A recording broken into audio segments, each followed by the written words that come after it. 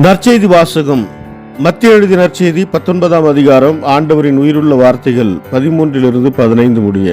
சிறு பிள்ளைகள் மேல் இயேசு தம் கைகளை வைத்து வேண்டுதல் செய்யுமாறு அவர்களை சிலர் அவரிடம் கொண்டு வந்தனர். சீடரோ அவர்களை அதட்டினர். ஆனால் இயேசு, சிறு பிள்ளைகளை என்னிடம் வரவிடுங்கள், அவர்களை தடுக்காதீர்கள், ஏனெனில் விண்ணரசு இத்தகையோருக்கு உரியது என்றார். அவர்களை தொட்டு ஆசி வழங்கிய பின் அவர் அவ்விடத்தை விட்டு சென்றார். இது வாழ்வு தரும் கிறிஸ்துவின் நற்செய்தி. கிறிஸ்துவே உமக்கு புகழ்.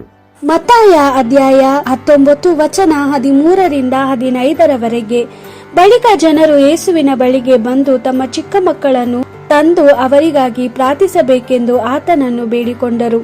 ಇದನ್ನು ಕಂಡ ಶಿಷ್ಯರು ಚಿಕ್ಕ ಮಕ್ಕಳನ್ನು ಆತನ ಬಳಿಗೆ ತರಕೂಡದೆಂದು ಗದರಿಸಿದರು. ಆದರೆ ಯೇಸು, ಚಿಕ್ಕ ಮಕ್ಕಳನ್ನು ನನ್ನ ಬಳಿಗೆ ಬರಗೊಡಿಸಿರಿ, ಅವರಿಗೆ ಅಡ್ಡಿ ಮಾಡಬೇಡಿ, ಏಕೆಂದರೆ ಪರಲೋಕ ರಾಜ್ಯ ಈ ಚಿಕ್ಕ ಮಕ್ಕಳಂತವರದೇ ಎಂದನು. ನಂತರ ಯೇಸು ತನ್ನ ಕೈಗಳನ್ನು ಮಕ್ಕಳ ಮೇಲೆ ಇಟ್ಟು ಆಶೀರ್ವದಿಸಿದನು. ಬಳಿಕ ಅಲ್ಲಿಂದ ಹೊರಟು ಹೋದನು. ದೇವರ ವಾಕ್ಯವಿದು. ದೇವರಿಗೆ ಕೃತಜ್ಞತೆ ಸಲ್ಲಲಿ. Gospel according to Matthew chapter 19 verse 13-15. Then little children were brought to Jesus that he might lay his hands on them and pray. But the disciples scolded those who brought them.